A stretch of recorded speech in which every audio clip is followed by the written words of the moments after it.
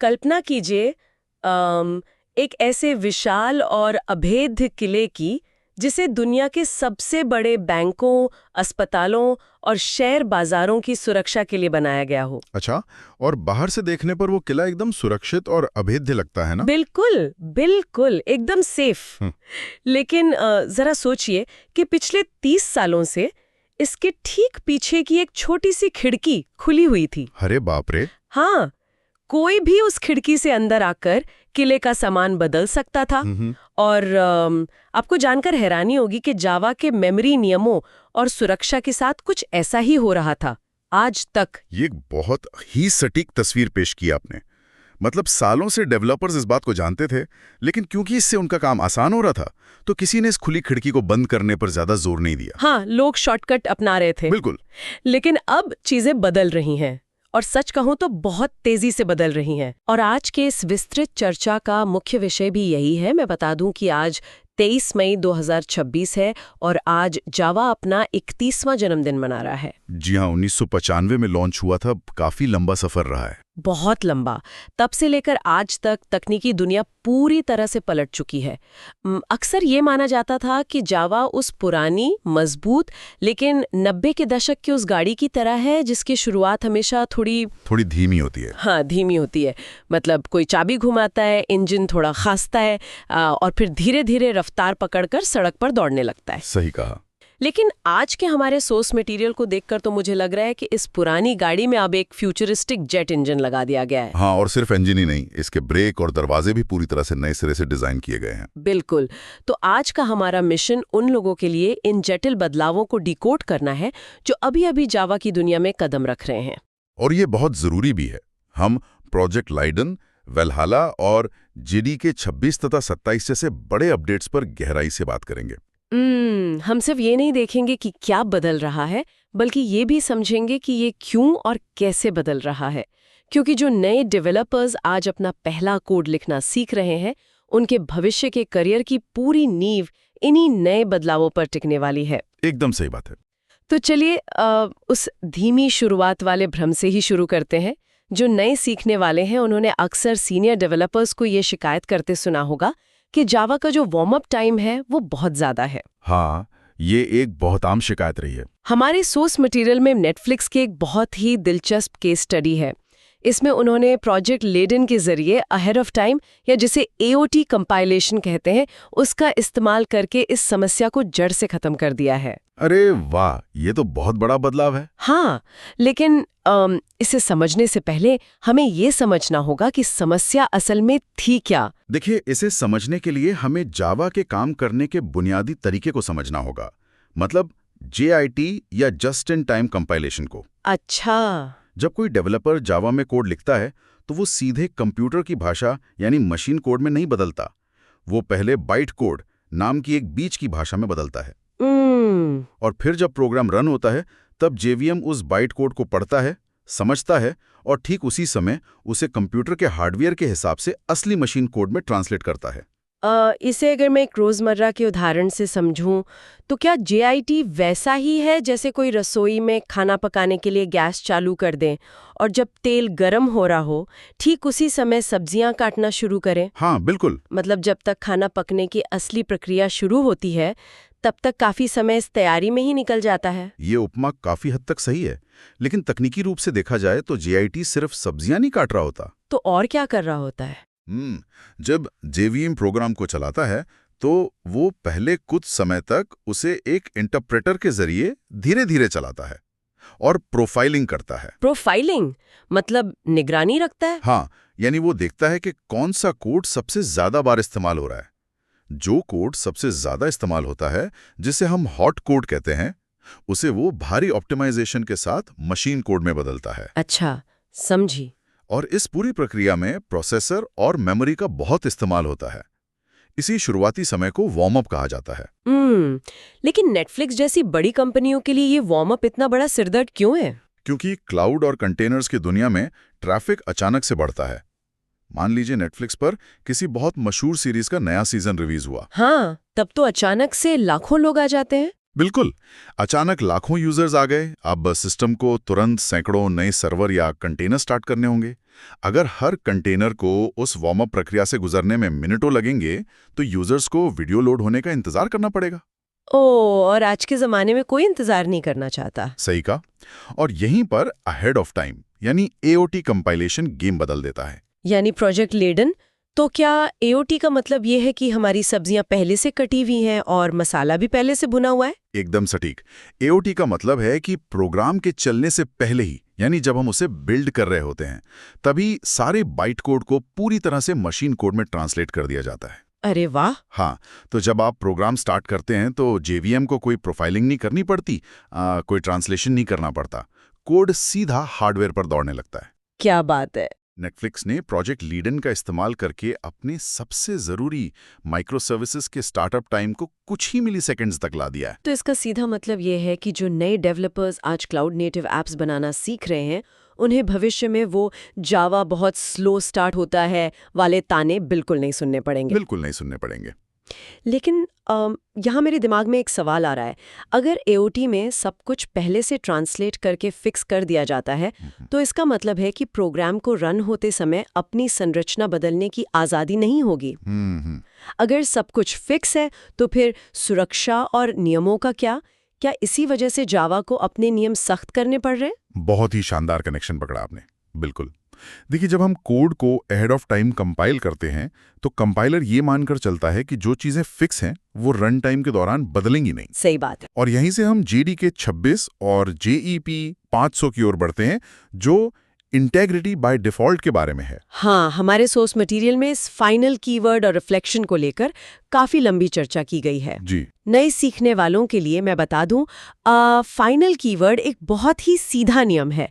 अगर किसी चीज के आगे फाइनल लगा दिया तो उसकी वैल्यू एक बार सेट होने के बाद कोई बदल नहीं सकता। ये एक परमानेंट मार्कर से लिखने जैसा है। बिल्कुल। लेकिन अभी थोड़ी देर पहले हमने जिस खुली खिड़की की बात की थी, वो क्या थी? हाँ, वो खुली खिड़की थी रिफ्लेक्शन एपीआई। ये जावा का एक बहुत ही पावरफुल टूल है जो कोड को रन टाइम के दौरान खुद को आईने में देखने और अपनी ही संरचना को बदलने की परमिशन देता है। ये फीचर असल में मेटा प्रोग्रामिंग के लिए बनाया गया था। लेकिन समस्या तब शुरू हुई जब कई बड़े फ्रेमवर्क्स जैसे कि डेटाबेस से जुड़ने वाले या डिपेंडेंसी इंजेक्शन वाले टूल्स इस रिफ्लेक्शन का इस्तेमाल शॉर्टकट की तरह करने लगे। यानी वे पीछे के दरवाजे से उस फाइनल कीवर्ड के नियम को तोड़ रहे थे। बिल्कुल। वे पहले construct first assign letter approach अपना रहे थे। ये क्या होता है? मतलब वे पहले मेमोरी में एक खाली ऑब्जेक्ट बनाते थे और फिर रिफ्लेक्शन का इस्तेमाल करके जबरदस्ती उस फाइनल फील्ड में डेटा डाल देते थे। अरे, ये तो ऐसा है जैसे किसी ने एक घर बनाया लेकिन दीवारों के अंदर पानी के पाइप नहीं डाले, और बाद में घर बनने के बाद दीवारों में छेद करके जबरदस्ती पाइप फिट कर दिए। ये तो पूरी तरह से उस नियम का मजाक उड़ाना हुआ। मतलब अगर कोई नया डेवलपर अपने कोड में किसी चीज को फाइनल लिख रहा है, तो वो तो यही मानकर चल रहा है ना कि वो सुरक्षित है। हाँ, बिल्कुल। अगर रिफ्लेक्शन मुझसे पीछे से बदल रहा है, तो फिर फाइनल लिखने का फायदा ही क्या हुआ? और अगर प्रोजेक्ट लेडन के एओटी कंपाइलर ने ये सोचकर कोड को तेज कर दिया कि फाइनल वाली चीजें कभी नहीं बदलेंगी और रिफ्लेक्शन ने उन्हें बदल दिया, तो पूरा प्रोग्राम ही क्रैश हो सकता है। एकदम सही पकड़ा आपने। और इसीलिए जेडीके 26 में इस खिड़की को हमेशा के लिए बंद किया जा रहा है। अच्छा, तो क्या पुराने कोड टूट जाएंगे? नहीं, जावा अचानक से सब कुछ नहीं तोड़ रहा है। ये एक क्रमिक प्रक्रिया है। जेडीके 26 में अगर कोई कोड रिफ्लेक्शन के जरिए फाइनल फील्ड को बदलने की कोशिश करता है तो सिस्टम कंसोल पर बहुत सख्त चेतावनियां देगा।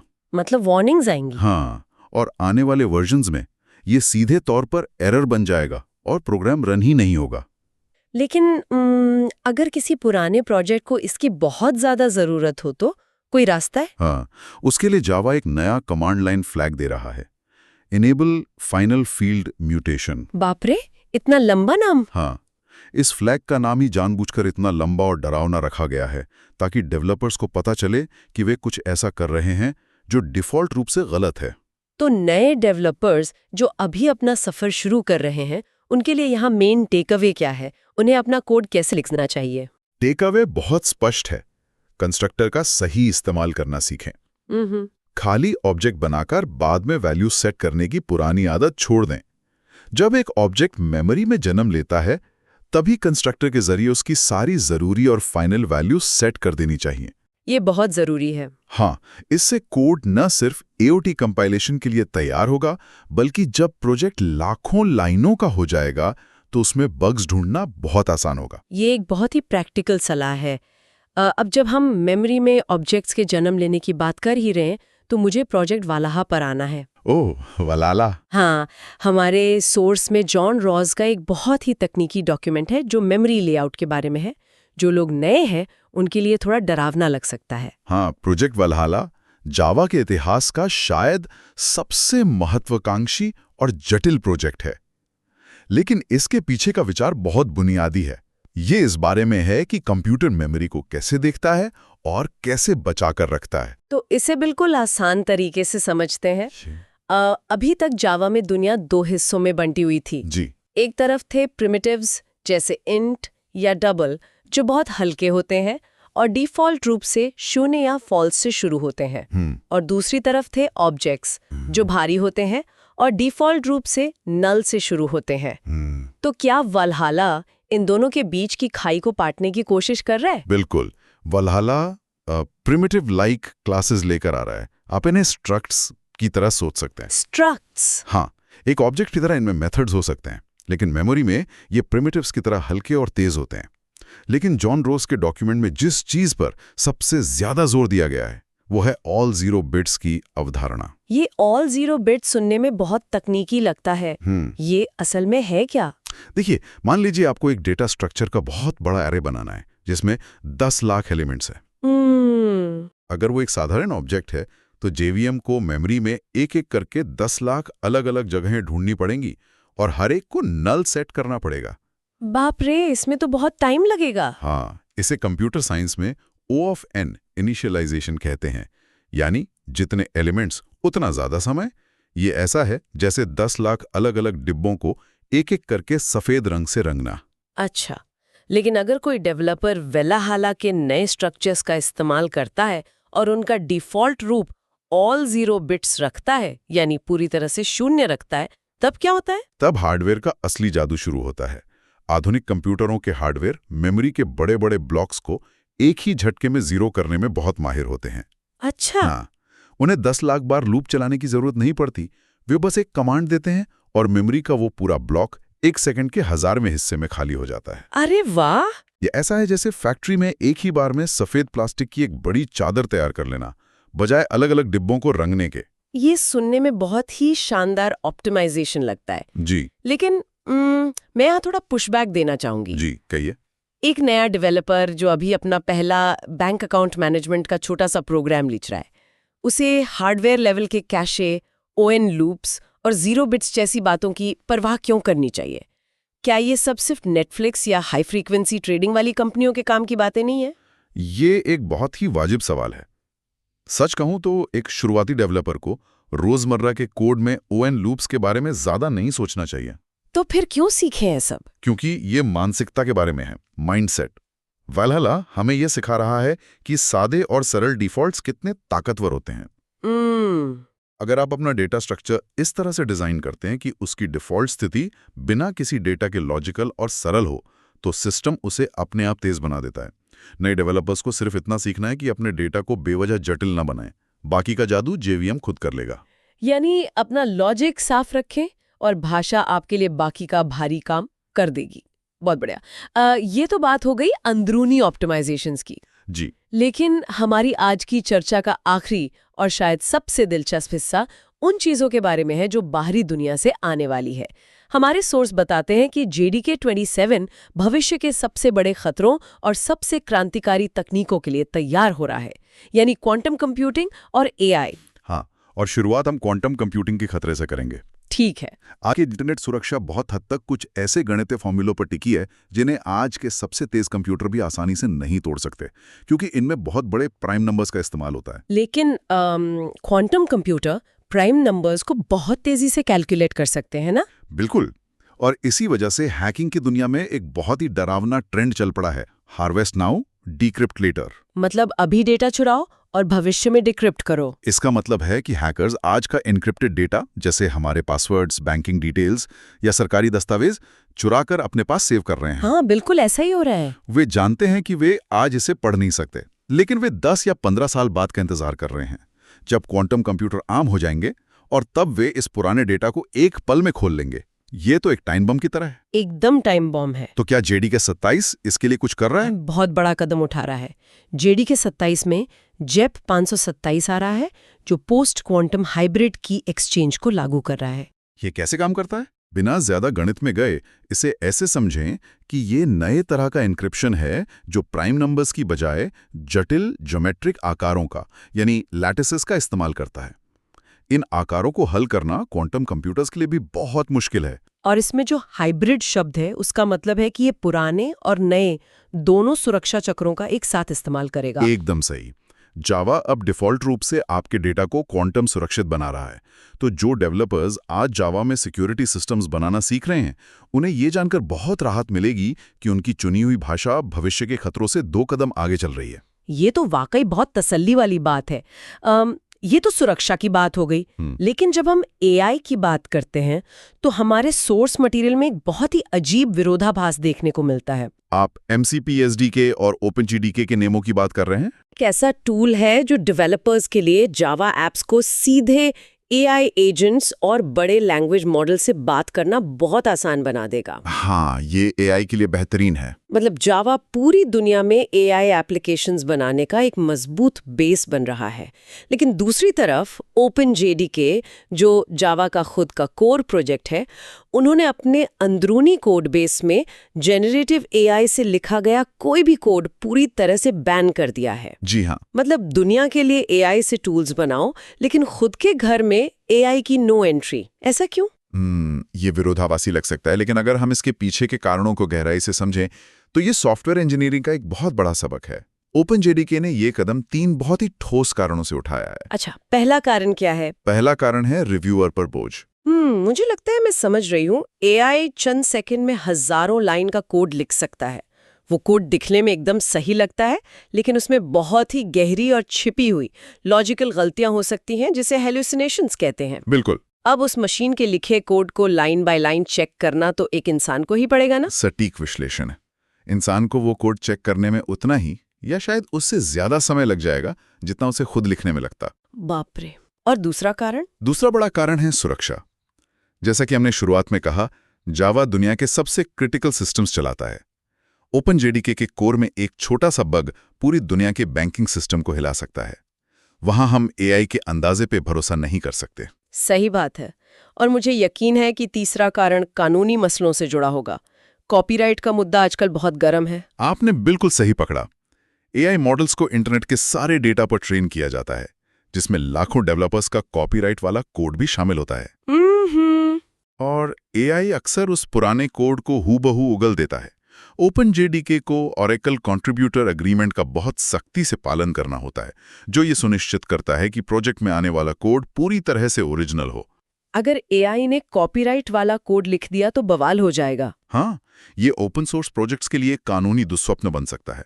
तो कुल मिलाकर संदेश ये है कि एआई टूल्स का इस्तेमाल करके ऐप्स बनाना बहुत अच्छी बात है, लेकिन भाषा की बुनियाद को इंसानी हाथों और इंसानी दिमाग से ही सुरक्षित रखा जाना चाहिए। एकदम सही। ये नए सीखने वालों के लिए भी एक बड़ा सबक है। एआई आपको कोड लिखने में मदद कर सकता है, लेकिन ये समझना कि कोड कैसे और क्यों काम कर रहा है, ये काम आपको खुद ही करना होगा। बिल्कुल, और यही एक अच्छे डेवलपर और एक महान डेवलपर के बीच का अंतर होता है। तो अगर हम इस पूरी विस्तृत चर्चा के धागों को एक साथ समेटें, 31 साल की उम्र में जावा सिर्फ प्रासंगिक ही नहीं है, बल्कि यह अपने विकास के सबसे रोमांचक दौर से गुजर रहा है। हाँ, प्रोजेक्ट लेडन इसे बिना वार्म अप के क्लाउड के लिए तेज बना रहा है। JDK 26 फाइनल और रिफ्लेक्शन के कड़े नियमों के साथ इसकी सुरक्षा को पुख्ता कर रहा है। प्रोजेक्ट वालाहाला मेमोरी को आधुनिक हार्डवेयर के अनुकूल बना रहा है और JDK 27 इसे क्वांटम हैकर से बचा रहा है। नए डेवलपर्स के लिए इससे बेहतर समय कभी नहीं रहा। वे एक ऐसे इकोसिस्टम में कदम रख रहे हैं जो तेज है, सुरक्षित है और भविष्य की हर तकनीक के लिए तैयार है। बिल्कुल, लेकिन इस चर्चा को खत्म करने से पहले मैं सुनने वालों के लिए एक सोचने वाला मुद्दा छोड़ना चाहती हूँ। हमारे सोर्स मटेरियल के सबसे आखिर में एक छोटी सी तकनीकी बात का जिक्र है जिस पर हमने चर्चा नहीं की। अच्छा, वो क्या है? JDK 27 से -X वेरीफाई नॉन और -No वेरीफाई जैसे पुराने फ्लैग्स को पूरी तरह से हटा दिया गया है। हाँ, ये एक बहुत ही दिलचस्प और गहरा कदम है। हाँ, जो लोग नहीं जानते उनके लिए बता दूं कि ये वे पुराने फ्लैग्स थे जो डेवलपर्स को कोड की सुरक्षा जांच यानी बाइट कोड वेरिफिकेशन को बाईपास करने की परमिशन देते थे। ये एक तरह का शॉर्टकट था जो कभी-कभी टेस्टिंग को तेज करने के लिए इस्तेमाल होता था। जी। अब जावा इन शॉर्टकट्स और असुरक्षित रास्तों को पूरी तरह से बंद कर रहा है। जावा अब डेवलपर्स को ये कहने का मौका ही नहीं दे रहा है कि मुझे पता है मैं क्या कर रहा हूं, मुझे नियम तोड़ने दो। सही बात है। तो सोचने वाली बात यह है, एक तरफ ये बहुत अच्छी बात है कि भाषा इतनी सुरक्षित हो रही है, लेकिन जब कोई सिस्टम इतना सख्त और ऑटोमेटेड हो जाता है कि वो आपको कोई बुनियादी गलती करने ही ना दे, तो क्या भविष्य के नए डेवलपर्स कभी समझ पाएंगे कि कोड असल में क्यों टूटता है?